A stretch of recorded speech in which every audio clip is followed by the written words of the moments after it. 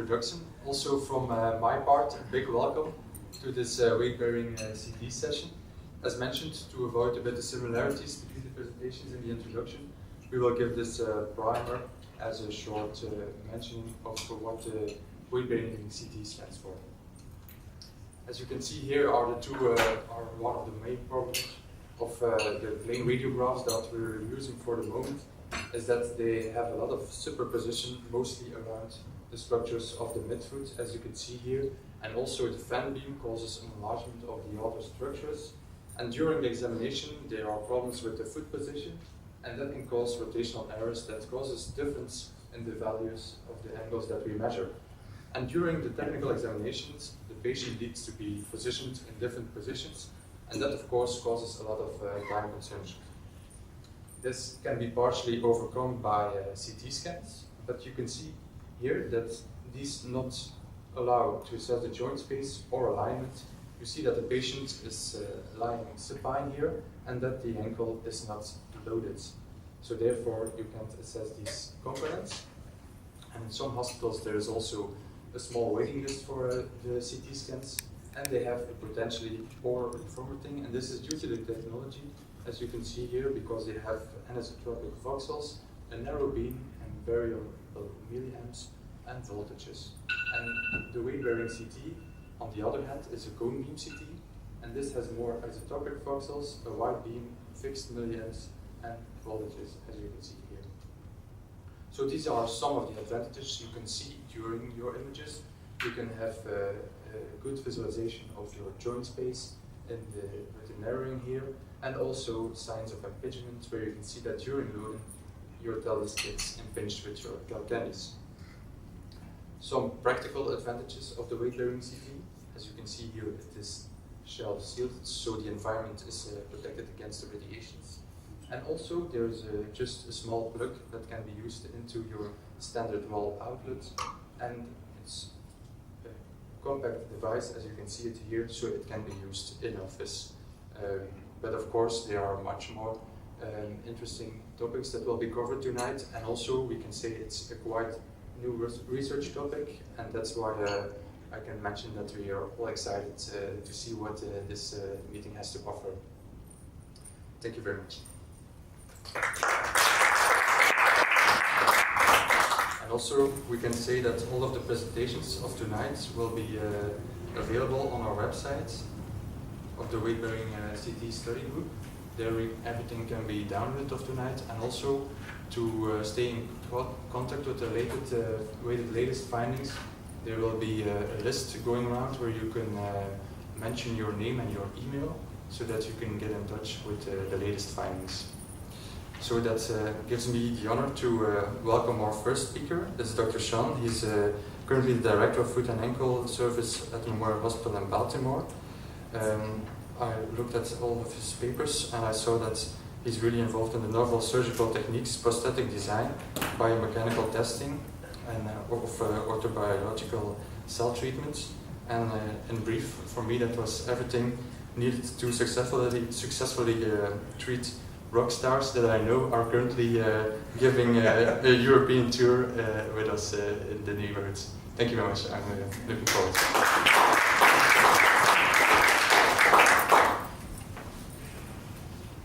Thank you. I just want to really thank the Hopkins Department of Musculoskeletal Radiology, because if it weren't for them, I wouldn't be messed up with this crowd. And this is a great asset. Hopkins has many great assets for someone who's in the system but outside the system as a member of another hospital group, but having a faculty appointment at Hopkins. I have the privilege and honor to work with many of the departments there.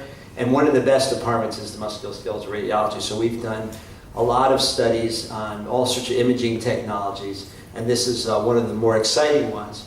And I'd like to thank them, and Shadpur, would you convey this to them, that I gave them the credit so they could stop asking for my donations. I'm not going to give them a donation.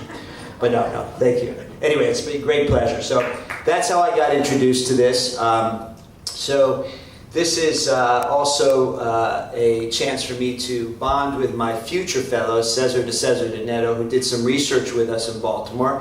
and that he was kind of our go-between in this study, working with Hopkins and Union to help get the patients organized and get them over to be studied. So that's been my special call-outs for this talk. So this is from Jeff Sigurdsson, who's the PhD behind a lot of technology, and I asked him for these slides, and I'm sharing them. Also, John Carino was the chief of musculoskeletal radiology at Hopkins. Now he's in special surgery, and we all had worked together on the early formation of this study group. So basically, the dedicated scanner has lots of great clinical applications. I'm going to go through some general ones, and then we'll go into some foot and ankle specific ones. So one is that you could get better soft tissue visibility and better bone visibility, and I think this is especially important to us orthopedic surgeons, obviously, that we do want to see tendons and ligaments, and you can see them on CAT scans, but using a dedicated extremity CT, you could have better imaging outcomes. Also, you can do very easily studies looking at fracture, callus formation, and I think this is, again, a very good example of the bone visibility that we get with the dedicated CTs. So we also have better the ability to do other things, like we could do a quantitative CT, and this is a way for us to judge bone density, and this is something that we don't use it for at this point, but that will be in the future, I think, a very important feature that could be useful in the clinics and musculoskeletal clinics.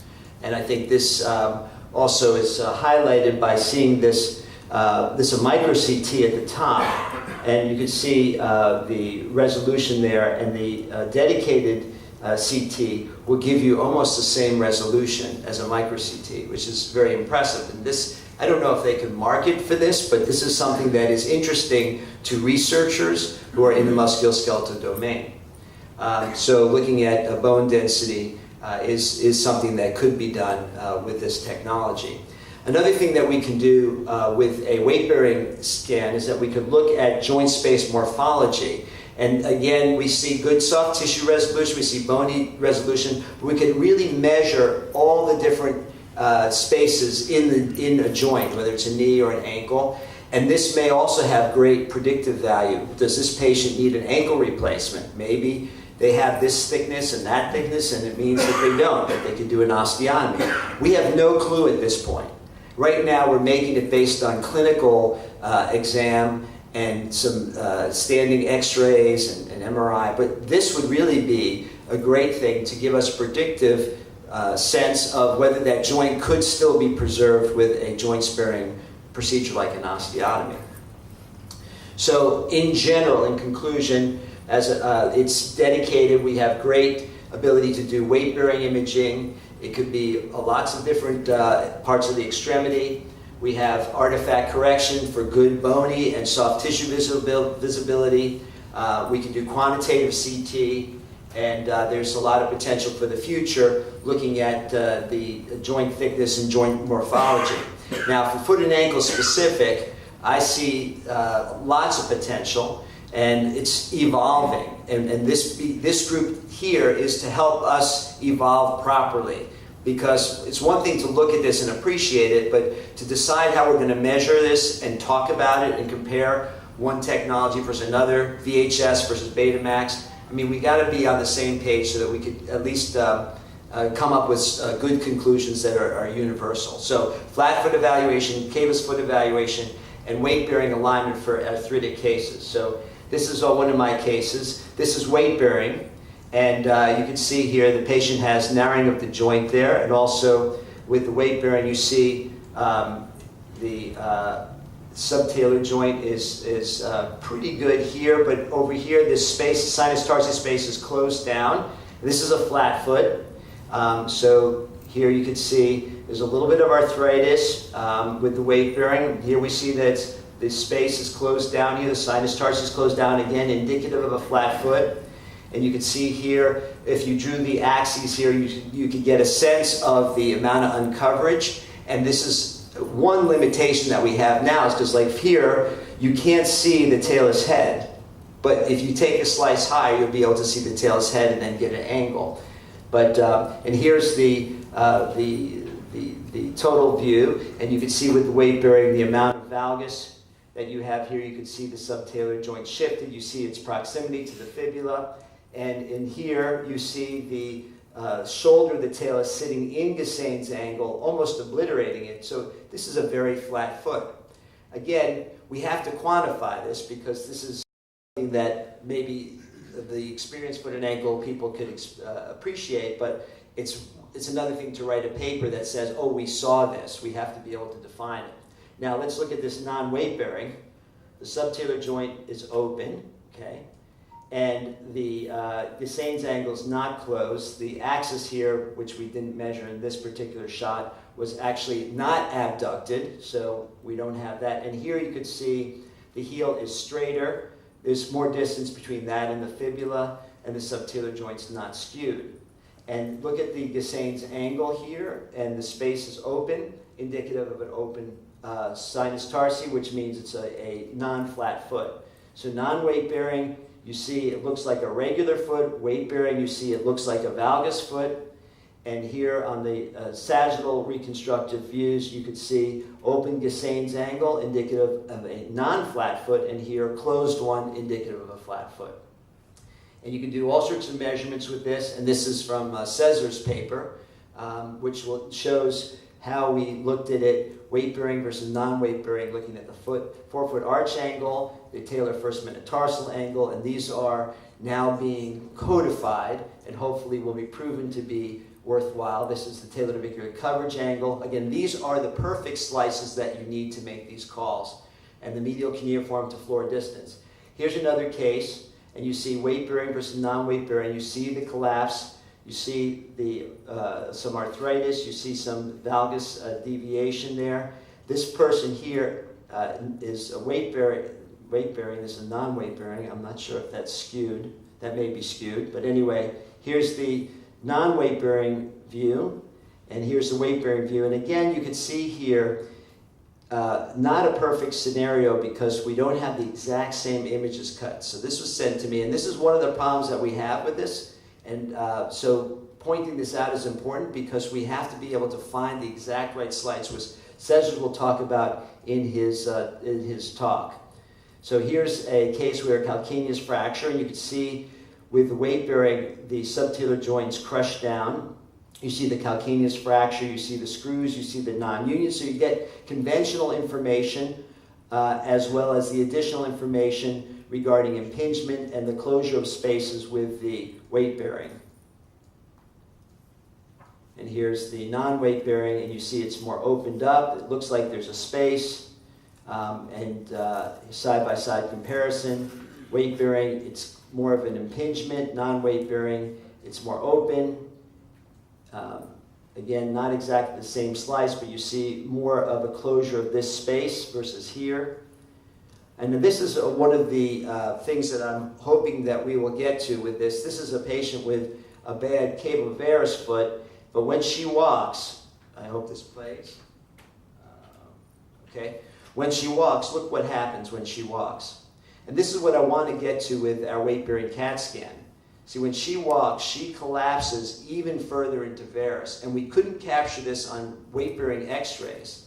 And certainly, the morphology of her joint is very complex, and the details that we get from plain radiograph, weight-bearing radiograph, is almost meaningless. We get a good sense that she's in varus. But I will show you her x-ray, and she is actually, when she stands and walks, almost measurably 30 degrees of clinical varus.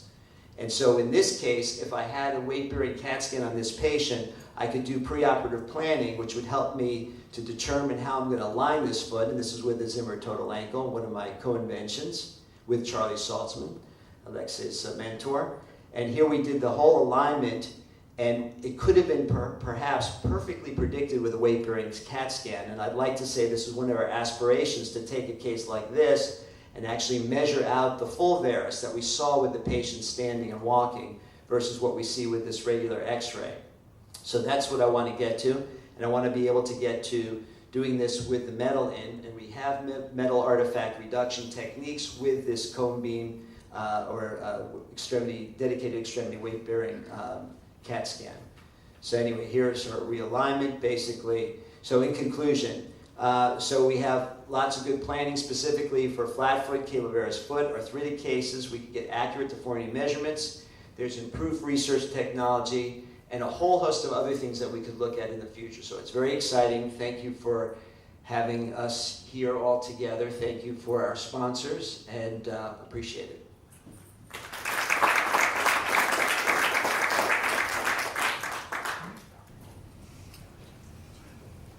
So it's an absolute pleasure to be here among all great colleagues in Seattle. So I'm going to move forward to the slides, and basically in terms of outline, I'm going to talk a little bit about some introductory facts on the radiology side regarding this high resolution 3D imaging. I'll emphasize on a fact that we are facing with, especially with the works that we have done with our outstanding orthopedic colleagues. Cesar is sitting back there, and that's basically double oblique multiplanar reformation. I would like to establish that concept here, which is going to have some future implications. And I will talk a little bit about 3 areas that we are interested in our group, the collaborative, fantastic multidisciplinary effort, which is actually along with the discussion that Dr. Schoen had in the first 10 minutes. It's going to be adult flat foot, acquired flat foot, syndesmosis injury, and Lisfranc injury that we are interested in. And basically, we're going to talk about some near-term results, which is diagnostic accuracy, reliability.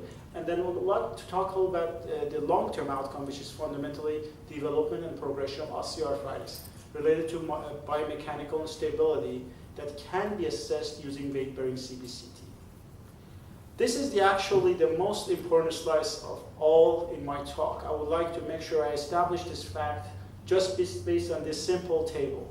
This table has been published in AJR, American AJR in 2001 by one of my senior colleagues in Seattle, actually University of Washington.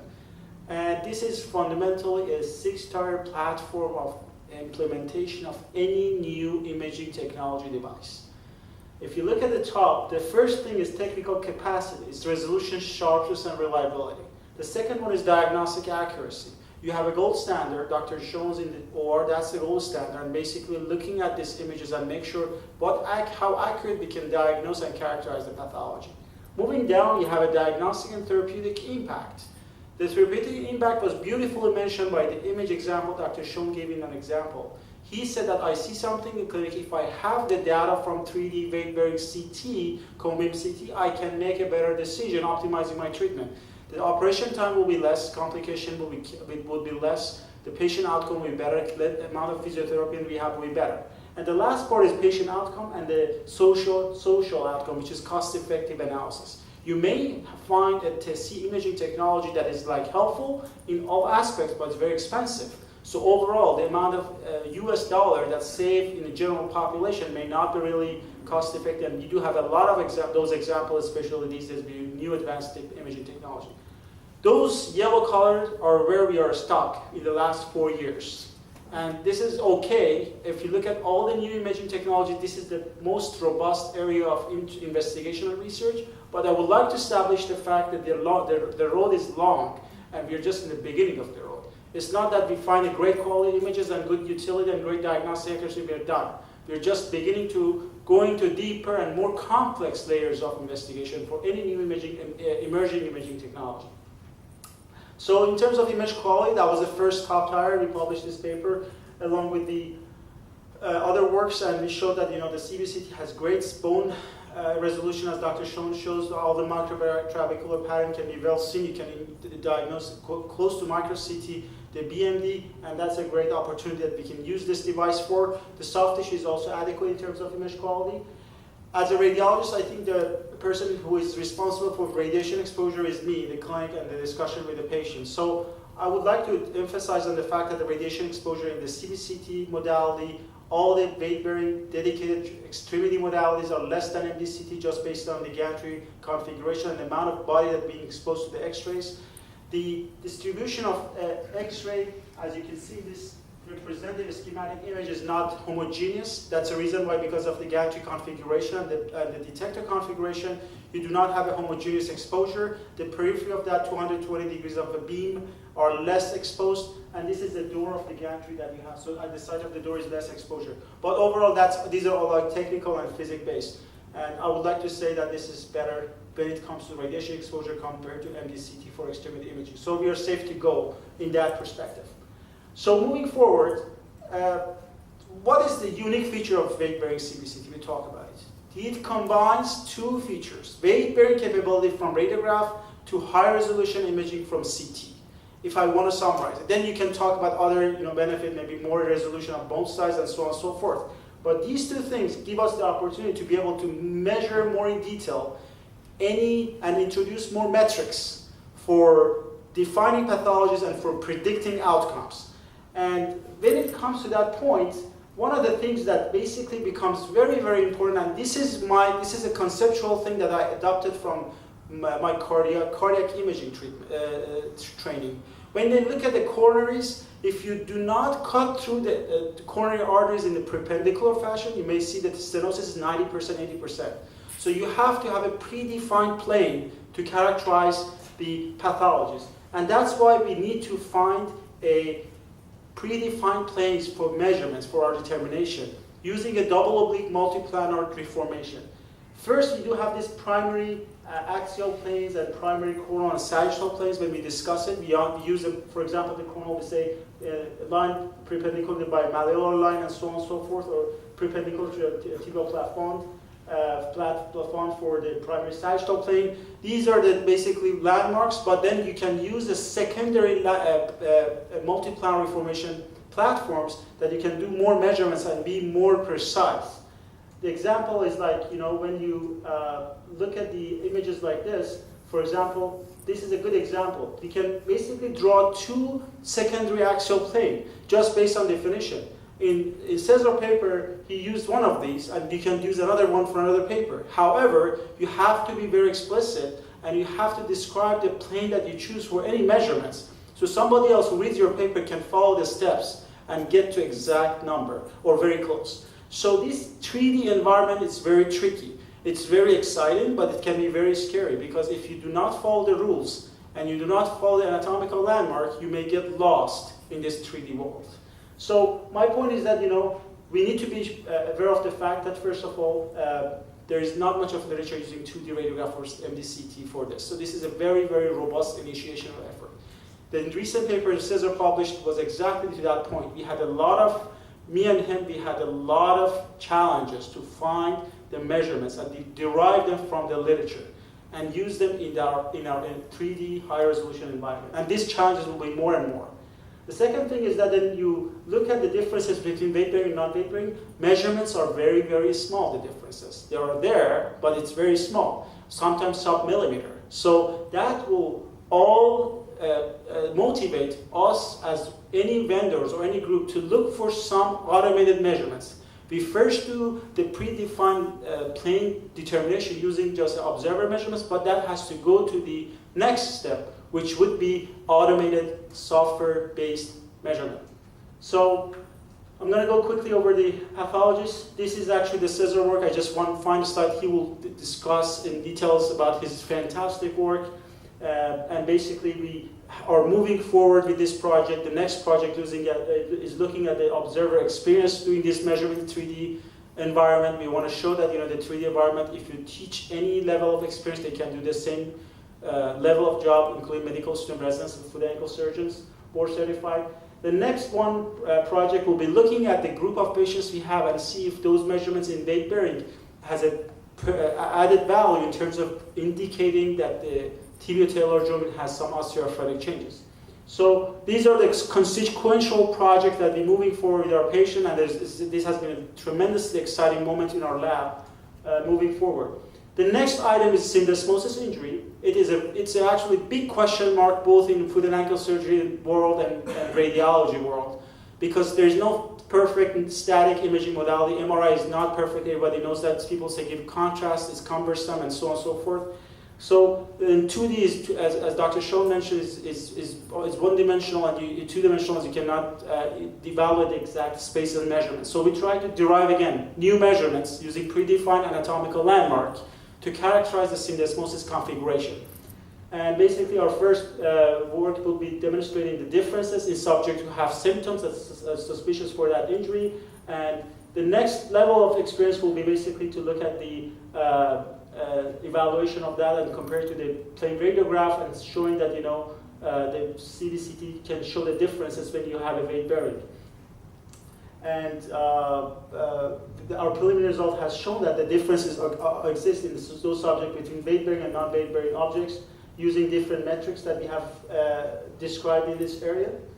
And moving forward, long term again, we want to show that the syndesmosis injury, measurements obtained from CBCT, is associated with the presence of tibiotalar osteoarthritis, at least the imaging features of it. This is extremely important because this is a big area of question. If we can show there are measurements obtained from your machine can predict future progression or development of tibiotalar OA, that's a big news. That will define what type of surgery or medical treatment this patient may need to avoid end-stage OA of tibiotalar joint, which is a very tough disorder to fix. You can ask Dr. Shaw. And the next one is this sprained ligament. The obvious sprained ligament injury is very easy, like homolateral, divergent, X-ray can diagnose it. I am looking at the subtle degrees of this sprained ligament complex injuries that occur not necessarily post-traumatic, but also in other case scenarios, like in patients who have diabetic neuropathy, in patients who have some sort of subtle injury to this joint. And if you can, with your subtle measurements, changes in weight bearing, you can detect those mechanical instability associated with the presence of OA. That's a tremendous, that's beyond world of orthopedic and radiology. Any diabetes patient with questionable neuropathy, if they do a weight bearing CT and you show some metrics that suggest future OA development, that's a huge amount of information in terms of preventive measures and consultation and so on and so forth. So I think at this point, at this momentum, we are looking at a good number of cross-sectional data, and we need to look forward to create some small-scale longitudinal data to demonstrate what these measurements can predict and what they cannot. So the time is short. There's a lot of things, and there's a lot of exciting things that I can talk about in different aspects of this area, but I have to stop right here. But the last slide, which is the most important slide, is that it's always good to say it's better to be lucky than being hardworking and smart. I've been very, very lucky. You see, all these pictures and names have been tremendously helpful for conducting and for success of this effort at Johns Hopkins Muscular Radiology, as Dr. Shaw mentioned. The two outstanding surgeons that I have on the right, if they don't send a patient to us, the program is shut dead. We cannot image ourselves. That's the bottom line. If we do not have a perfect patient selection process, that's not going to happen. Those two on the left, Jeff and Wojtek, they create the machine. They're people who created the machine and gave it to us. That was an unbelievable opportunity for any radiologist. Dr. Corino was the best mentor I've ever had. He recruited me at Hopkins, and he told me, and he put me in the right track. When he left, I took over this project among many other projects, and I cannot thank him enough. And then it's not just me do the work. There are great people in my lab who get the patient, get the scan, get the analysis, write the papers, and the only thing I do, I make sure they do it right. And sometimes I do it wrong. And these are the great people, Gaurav and Dilaram, that are working in our lab, and I need to pass on some kudos to them. And Cesar, I would like you to translate this at the last slide. Thank you very much all. Thank you.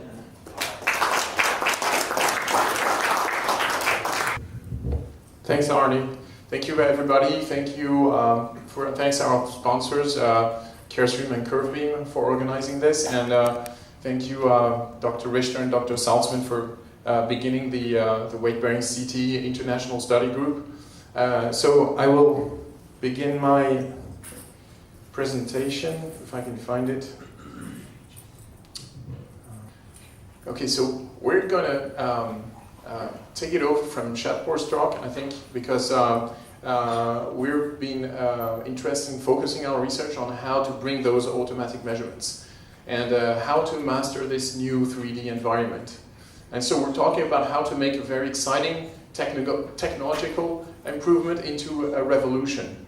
And we've seen this before in history. In 1895, William Röntgen invented radiography, and he said, I discovered something interesting, but I don't know whether my observations are correct. So that's where we are now. We've got this new tool, and we're trying to find our way. And from an industrial point of view, something happened which always happens with new technologies. The volume increases, price decreases, and it's the doctors who find the solutions, partly, to make it a diagnostic revolution. Okay, so William Röntgen was partly right by saying that he didn't know if his observations were correct, because they were not entirely correct. And as Arnie and the others pointed out, the major bias is related to distance and rotation bias. And we've all seen these cases. Let's see here, April 2016, 17.5 degrees M1, M2 angle, and then 6 months later, 14 degrees. So this is not the only case of self-reverse hallux valgus. It's just unreliable two-dimensional imaging. So we've published this earlier this year, and obviously the idea is you don't have to put some patients under radiation to prove this. It's just geometry and mathematics. But it's always nice to go in the lab and prove this with an experiment. So we used a cadaver leg, and we shot X-rays every 5 degrees from 0 to 180 degrees. And we proved that what we found perfectly fit the theory. And that demonstrates that if you've got 30 degrees rotation, you get a 30% modification in your hindfoot alignment measurement. So that's pretty impressive. And these are some examples here of the same patient. We've seen the evolution of cone beam CT in the early 2000s in the dental area. And the technology exploded, and they made the quantum leap from these shots to custom designed and 3D printed implants. And now we've got the same tool, and it's weight bearing. So it's up to us to make that quantum leap. So we need to go from Sextant navigation to GPS navigation. Thank you, Arnie. So how do we actually do this? I've been lucky enough to have a unit in my hospital, thanks to our radiologists too. So that I want to mention that the interaction with the radiology departments is fundamental in the development and in the daily use of this technology.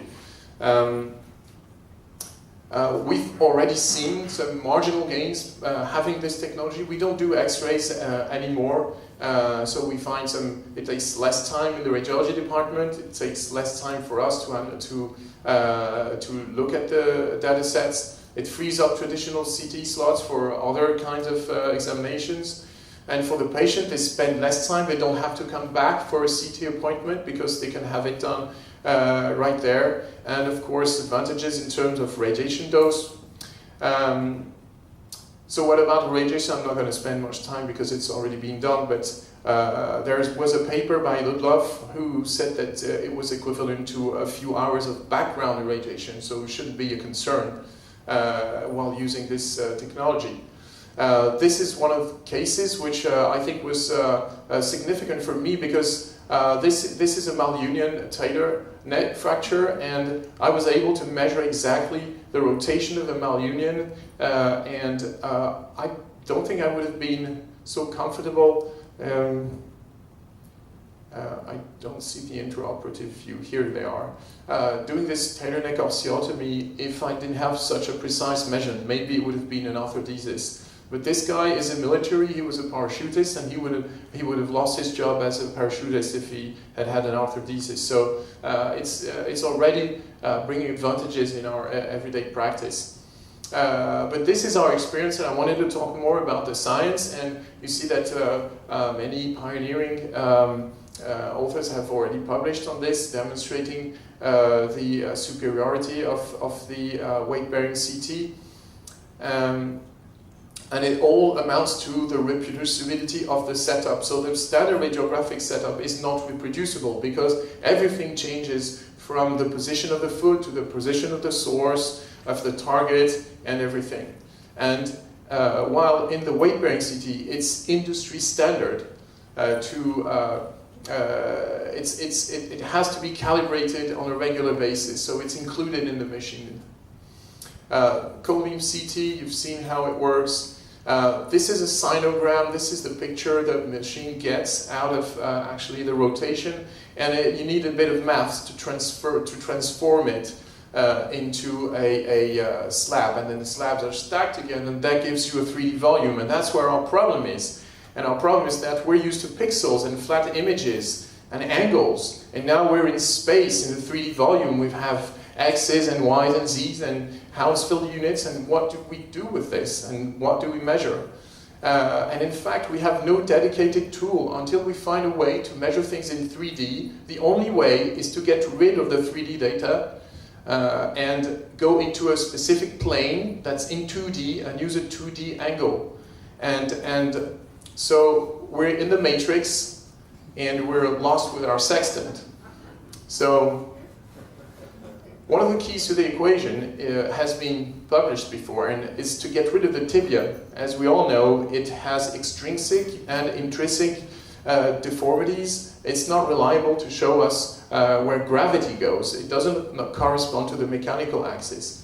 It's not a crazy idea. Some other authors had this idea. The tripod index is exactly using another landmark to measure hindfoot alignment. And we published the ground reaction force calcaneural offset in 2012. And this is how it works. It's the midline of the forefoot, and you measure the orthogonal projection of the calcaneus weight-bearing point on this line.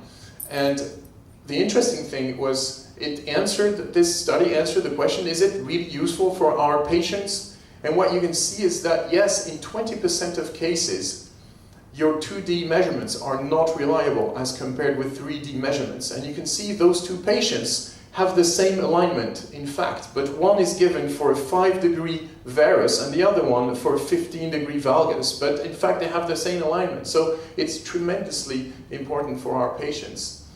So this is why we devised the TALIS, so torque ankle lever arm system, where basically what we're doing is we're looking where the center of the ankle joint is, and we're looking at where the center of gravity of the foot weight-bearing plane is. And we're looking basically if you're standing on your foot, because it's just basic physics, it doesn't work any other way. Your center of gravity has to be on top of your ankle, and your ankle has to be on top of your foot if the whole thing is going to stand.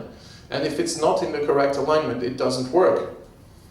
So the weight-bearing CT works as a satellite, harvests the coordinates, and the TALIS software gives you a value of foot-ankle alignment. And Shapur was talking about metrics, and that's the concept of three-dimensional biometrics. So that's, we think, is the step forward that we were looking for. And this is the foot-ankle offset, so it's this distance divided by this distance, because of course we want this to be comparable, whatever the size of the foot. And this is the center of your ankle joint projected on a weight-bearing plane, and this is your weight-bearing plane. And we published this earlier this year in Foot and Ankle International, and there's going to be a presentation tomorrow here. And you can see that we didn't compare that because we didn't want to irradiate our patients twice. This is an observational study, and anyway, there is nothing to compare it to, because how do you compare this new tool to a 2D measurement? So this is the reproducibility that we found, and I want to mention there was a junior and a senior investigator, and we have 0.99, 0.97 overall reproducibility. And also, we found the normal value, which is 2.4, and the standard deviation, which is rather small. So now you know that if your foot is between minus 0.5 and plus 5, it's a normal foot. And we all know it's more difficult on standard X-rays. And we also found that the normals had a Gaussian, so a normal distribution. This is how what it looks like, and you can see that we have incorporated a database, and database is also part of the answer to the questions we're asking. Shatper said we are beyond the realm of surgery and radiology. This is big data. This is computer science too.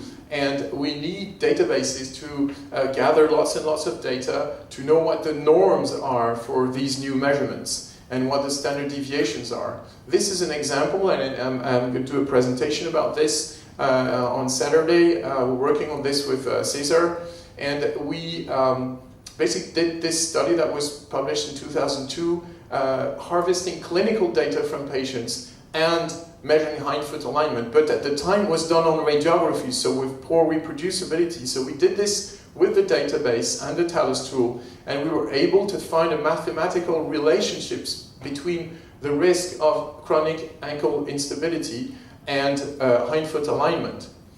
So the future, of course, as Shatper say, it's artificial intelligence, automatic measurements, and we're already working on that.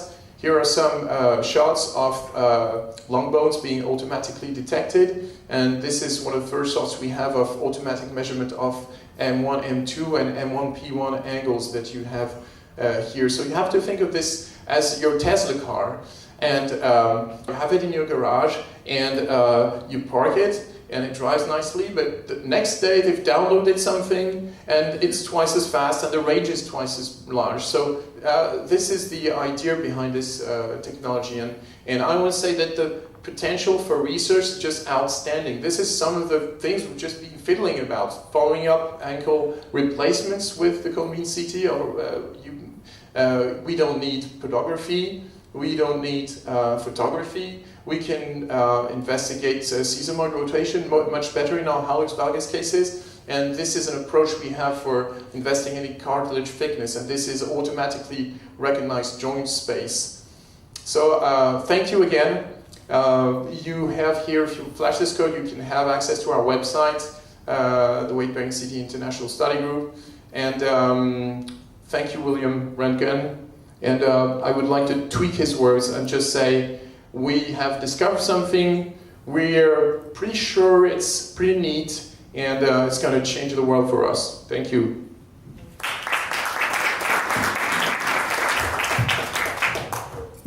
Good evening.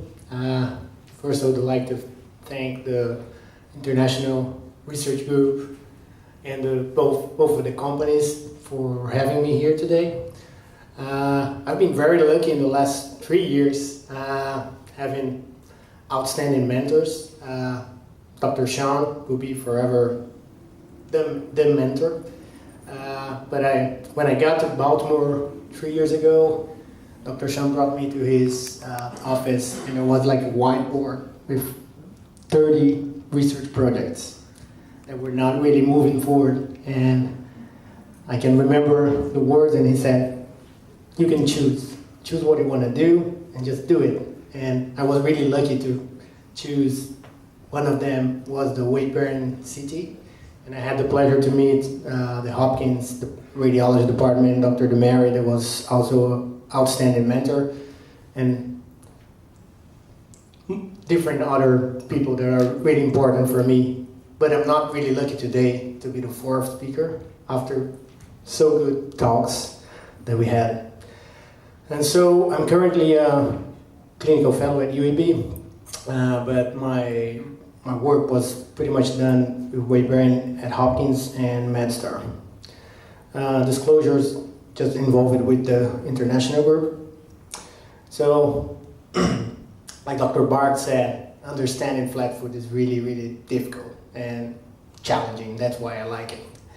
And the classification systems, the staging system that we have, they try to show us multiple deformities that happen in different parts of the foot with clinical and radiographic findings, and that is really, really difficult.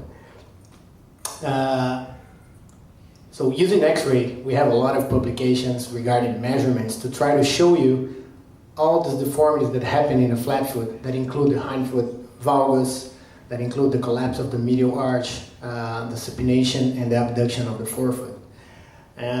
This is one of the papers, Dr. Younger, it's a famous paper. They measured different multiple flat foot measurements in the lateral and the AP views. And what they showed is that most of the measurements, they had substantial to perfect agreements, intra and inter-observer agreements, so they were they could be reliable to be used, and also that to compare flat foot patients and controls, some of them were better, including the talus first metatarsal angle than the others, but most of them could show the difference between flat foot patients and controls. When we're using the X-ray, I'm not spending a lot of time here, so we are using the two-dimensional capability of the X-ray with the AP and lateral. And so using the CT, it gives you the third dimension. And so with the weight-bearing CTs, initially they used simulated weight-bearing, and then we had the coronal view that we didn't have with the X-ray, and so people started publishing and describing new angles, like the forefoot arch angle that would show collapse and rotation of the midfoot and forefoot. And like, for example, navicular to floor, navicular to skin distance that are showing the collapse of the medial arch. The HSS group, that I'm also lucky to be there next year, they really they have extensive publications with flat foot and weight-bearing CT. So they use a different three-dimensional multiplanar weight-bearing imaging system, the Philips Deliva, and they had, like I said, tons of publications in this, and what they already showed is that using the weight-bearing CT, you are capable of doing the same measurements that we did with X-rays, and the new ones that were described for the weight-bearing CTs, for when you have, not just for the weight-bearing, but also for the non-weight-bearing CTs. And they've showed also very good intra and inter-observer agreement between readers, and also differences when comparing patients with flat foot deformity and controls. Moving to the hindfoot, so also we have a lot of publications regarding hindfoot alignment, and I'm not talking a lot of hindfoot here because we have very experts here, and so it's a tricky talk. And this paper, I really like this paper by Collin et al., published in 2014. So they described in normal patients the alignment of the subtalar joint, and they showed that these are normal patients, and they show that it's part of the anatomy of the subtalar. As you move from posterior to anterior, you go from more valgus to less valgus, and this is the normal anatomy of the subtalar joint. Then Probatsko et al. Showed that this anatomy could be found also in flat foot patients, and the same tendency as you move from posterior to anterior, you go from more valgus to less valgus, and there was significant difference between patients and controls. Like Dr. Sean, Dr. DeMary already showed, we did some research on that, and the first one was, it's accepted for publication in JBJF. We tried to start with the basic stuff, so like Dr. Lin said, and also Dr. DeMary, we don't have anything to compare, so we're trying to find ourselves, trying to use GPSs, and not Lin's GPS yet, but trying to find landmarks and measurements to be used. And when we started, I said, for me, we cannot assume that because X-ray shows difference between non-weight-bearing and weight-bearing, that the CT would be the same. So that's not research. We have to show the basic first, and so we started doing that. Initially, people said, "But this is really basic," and I said, "Yeah, that's for me is the best part of the paper. It's really basic." And we used the Carestream machine that we have at Hopkins, and we measured different published measurements that we found in the literature, including in the axial or the transverse views, the talus first metatarsal angle, talonavicular converge angle. In the coronal images, we did forefoot arch angle, navicular to skin and floor distance, cuneiform to skin and floor, the calcaneofibular distance. And in the sagittal, we did talus first metatarsal angle, also the distance navicular to skin and navicular to floor, the cuboid to floor, and the medial cuneiform to skin and floor. We also did a subtalar horizontal angle, and we found the same tendency. That was, I think, the first time they compared non-weight-bearing and weight-bearing images, just to see if we would find any difference. And we found the same tendency. As you move from posterior to anterior, you go from more valgus to less valgus, and we found significant difference between the non-weight-bearing and weight-bearing images. We found overall substantial to a perfect inter-observer agreement for both non-weight-bearing and weight-bearing images. The inter-observer agreement, we also found overall significant to perfect agreement, with the exception of the talus first metatarsal angle, talonavicular coverage angle, and the talus first metatarsal angle in the sagittal view. And this is really, like Dr. Demary said, when you put the talus when you try to use the talus as a reference, if you look in the literature, you can find lines measuring the axis of the talus in multiple positions. It's something really difficult. And so everything that has the talus involved, I found that it's really less reliable. And we also had a limitation specifically for our images in this study that we couldn't see the whole first metatarsal. And so that was for sure something that hindered our results. And we showed a significant difference for all the measurements comparing weight-bearing and non-weight-bearing images. The only exception was the Calcan inclination angle that we didn't reach statistical significance. We also, this is just submitted, so we evaluated if the same measurements, we added two or three more measurements. If once a less experienced medical worker would be able to do that. And so we did a fellowship trained foot and ankle surgeon, an orthopedic surgeon, and a medical student to see if they would be able to do that. And we found, again, overall substantial to a perfect agreement. And the ones that we had worse results, again, were the ones that involved the talus and in the measurement. So we had acceptable inter-observer agreements, but not as good as the other ones. We also tried to understand the hindfoot alignment, that for me is probably the most difficult part. And we have Dr. Saltzman representative here, that is Dr. Barr, and I did a literature research, and I found multiple ways of doing the measurements. And so, to be honest, initially the idea here was to try that Dr. Sean was wrong. So I was in the clinic, and Dr. Sean said, this is 12 degrees valgus. And I said, no, that's not 12. And we tried to prove that Dr. Sean was wrong, and we proved. And so what we did, we compared the clinical alignment by a senior author, very experienced author, and we went to the CT and we did different hindfoot alignment measurements. So we tried to do a clinical alignment in the weight-bearing CT. Then we removed a little bit of the skin so we could see, because when you're doing the clinical alignment, you're looking to the Achilles and the tuberosity, kind of the heel. So it's a soft tissue alignment, not a bone alignment. And then we removed the skin and we could see the Achilles tendon better, and also the tuberosity. We did the same thing. Then we removed all the skin and the soft tissue, and we did axis of the tibia and the tuberosity.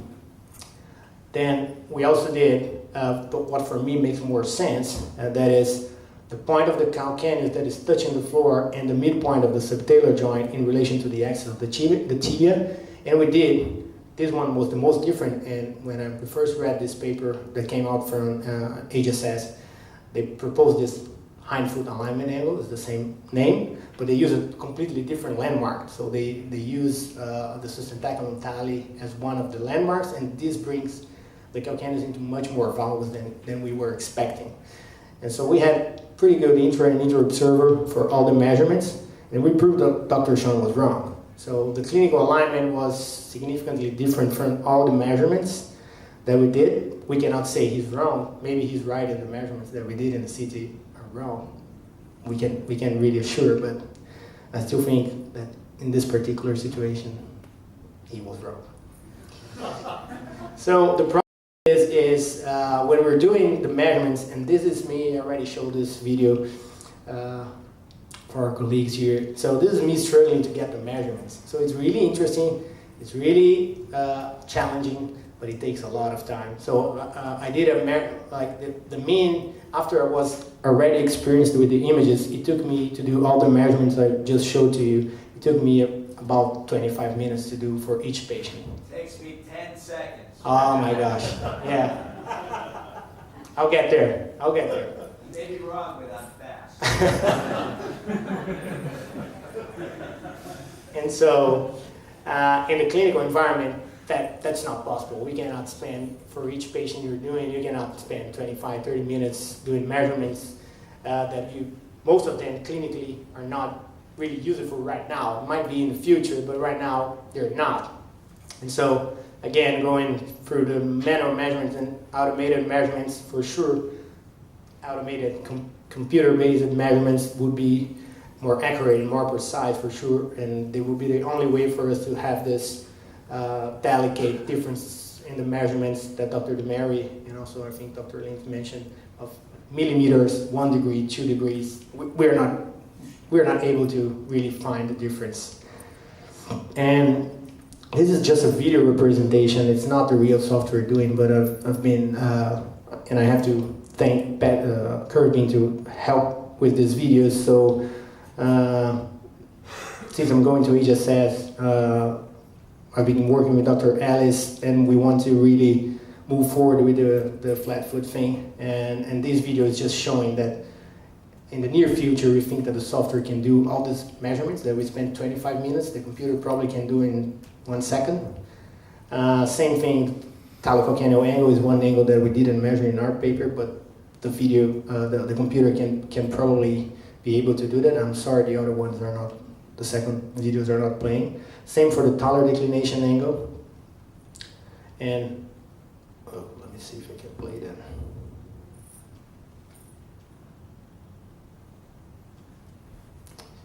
I was just video showing the different alignments that we did in my paper regarding the clinical alignment, the Achilles tuberosity, and the hindfoot alignment that was published by HSS. So for me, the take-home points are that currently the flat foot measurements are reliably manually performed, but it takes time, it's difficult, it's painful, not for Dr. Sean, but for me.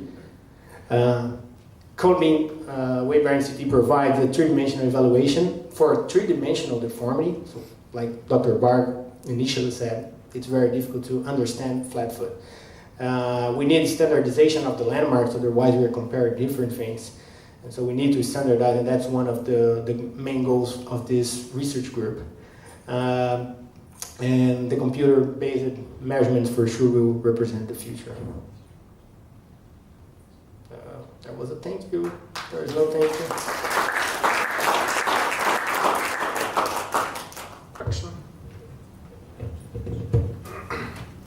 I always thank everybody, all the companies, all the donors, all the speakers and all the participants here. I know you're quite tired, but it's my only chance now to present 3 studies in one presentation. First of all, I want to tell you how I got to this company. Once they called me a guy who worked for Curvebeam from South Africa. He's not working for the company anymore. And he talked to me, he said, do you know Mark Meyerson? And I said, yes, I know him. He's from Baltimore, and I also do Lou Schoen from Baltimore. And he said, yeah, he sent me to you because we have something really new. And I went to him and he said, this is with computer, I can't do anything with it. But there's one crazy guy from Germany. He believes that computers make foot and ankle surgery better. Go to him. That was at least 5 years ago, and this was how I got together with this company. And some people know me because I gave some really talks about computer navigation and intraoperative pedography and all these fancy new stuff. And most of the things did not really break through, but I think maybe this technology would be something that would really help us. And as you know, the heading of this meeting here is scientific meeting. So I keep this really, really scientific, and I want to present 3 studies that we did. And it's going from a little bit more basic to a little bit more sophisticated, in my opinion. And they're dealing with angular measurements. So this is with bones. And then they are going a little bit more to biomechanics, because the bone position, of course, is the basis for the biomechanics, but not alone. And to measure biomechanics in the foot and ankle, for example, pedography is a very good option. And therefore, we also combined pedography that measures force and pressure with the measurement of bone morphology, which is good, for example, with X-rays, or even better with 3-dimensional imaging. So the first study that we did after we got this device was, what does it really measure? Is it really as good as everybody says, or is it just something new, a new tool? And maybe you know the Swedish neurosurgeon, Lars Lexell, he invented the electric knife, and he said, a fool with a tool is still a fool. So does it really help you? Does it really make you smarter or treating the patients better? And as we heard in the talk, it's not only the diagnostic impact. At the end, it should help the patient, not only us. So what have we done? We had the standard imaging for us was what you've seen here, 2D imaging with weight bearing. That's true. Weight bearing. Without weight bearing, you can't do it. And then some images what we did. And then if you were interested in more 3D imaging, as for example in mid and hindfoot deformities, which are not so easy to assess, we did a CT without weight bearing. But we have heard this already, with the 2D imaging you have 2 problems. It's depending on projection, as you can see here, we've heard this, and also on rotation, and the position, especially for the hindfoot alignment. And then in CT you don't have this problem because we have a 3D data volume, but you have no weight bearing normally. And you can see here in a Charcot foot, for example, a beginning Charcot foot without weight bearing, 11 degrees TMT and 22 degrees talo first metatarsal angle, so we need something with both. But are the angles that you measure with this are really different to CT and X-ray? Everybody said, okay, that's clear, it must be different, but I think it is it, I believe it is, or is it really true? So we did, in our first study, you can see the parameters that we measured, and we measured the time spent of the imaging also, which is quite interesting in my opinion, and these angles here. And then we compared between X-ray with weight bearing, PET cut with weight bearing, and CT without weight bearing. And the measurement is really, really cumbersome at the very beginning. And of course, our intra and inter-observer reliability was also very high, because everybody who did it was trained. So we had 30 patients, every patient was measured 3 times by 3 different investigators. And after having done all these measurements, it was of course clear that it's reliable. But still, it's time consuming. And by then, and we did the first study in 2012, my first call to the company was, we need automatic measurement. So that's absolutely clear. You can do it without automatic, but it's really, really not so easy. So what we measured, for example, first TMT, dorsoplantar, first TMT, first metatarsal angle lateral, hindfoot angle like this here. And then we compared also the time spent for image acquisition. And for PET cut and CT, it was much faster than for X-ray. Why is it so slow for X-ray? Because the patient must change the position. And of course, the X-ray as such takes just a tenth of a second, but the change of the position of the patient is the problem. And if you want to have something like this here, we call it metatarsal skyline view, you need something like this. And it's very cumbersome for the patient to get up and to change the position, so that's the reason why it took so long. But we are more interested, of course, in the angular measurement, and to compare 3 groups. We have an ANOVA analysis. It's not possible with the t-test. And you can see here there is a difference. And there was a difference between PET cut and X-ray and CT. For example, first, second intermetatarsal angle, and also TMT, dorsoplantar lateral hindfoot angle. And for example, not in the calcaneal pitch angle, which was not different between X-ray and PET cut. But if there is a difference, it doesn't only mean there's a difference. So one could be right and the other's wrong. All could be wrong, but not all could be right. That's the only thing we know. And this is only, PET cut can be right, or X-ray or CT, but not all 3. When you go back to the technical circumstances, that with the CT you don't have weight bearing, and with the X-ray you have the problem with the projection and the position of the patient. Only the PET CAT could be the right one, if there are differences, or none. You could say, oh, the angles are completely wrong. But from a technical point of view, only the PET CAT could be measured right, because without the problem with the positioning and the projection. So potentially by that time, and I presented here also 2 years ago and published before, this kind of, I just call it PET CAT, I don't want to distract from the other companies, but this technology is potentially a new standard in imaging in foot and ankle. And what is disturbing with this, that with the standard radiographs, the intermetatarsal angle, that what we use every day for forefoot surgery planning, is not measured correctly. And the guidelines that rely exactly on that angle the basis for the guidelines is an angle which is not measured correctly. So at the end, when this is really true, and I believe it's true, and I know it's true now because of the studies, we need also new standard angles for the guidelines. And this opens another bottle and another bottle and another bottle. And the more you think about it, the more complex it gets. So the second, now it gets even more complex. I thought, okay, now I know the bone position. We can measure the bone position perfectly. And I also do in my clinical practice, in each patient, I do a pedography. Because I'm not only interested in bone position, I'm only interested in the forces and in the pressures. So the idea was that we could, now we know the correct bone position, can we correlate this with the pressures and forces? And what do you think? Of course, it's clear. I know these patients with an ulcer, they have high pressure there, and of course, if the bone is going down, even on X-ray, there must be a high pressure. There must be a correlation. So why doing a study? Well, I'm very suspicious, so I did the study, and now we included 50 patients because we learned how to do it, and we measured more parameters for the PET CAT 3D imaging and also pedography parameters. And for the pedography, it's very easy because there we have an automatic measurement. It's a well-known algorithm that gives you all the parameters that you need, which makes it much easier. So we inserted into the device a special pedography sensor, and then we did the measurements. And in addition to the angles we had from the earlier study, we also measured the heights of different points in the foot. As you can see here, the height of the medial sesamoid and the 2nd to 5th metatarsal head.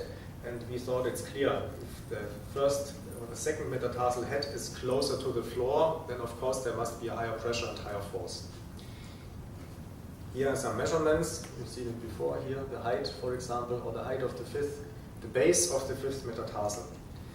And then we measured the forces and pressures, and this is automatic. You can see here the 10 fields that are distributed by the computer algorithm. And then you can, of course, compare case by case. And here you can see, for example, a higher pressure under the 1st metatarsal head or sesamoid and a lower pressure here, and you can correlate this with the height. But the interesting thing is, over the 50 patients, there was no correlation.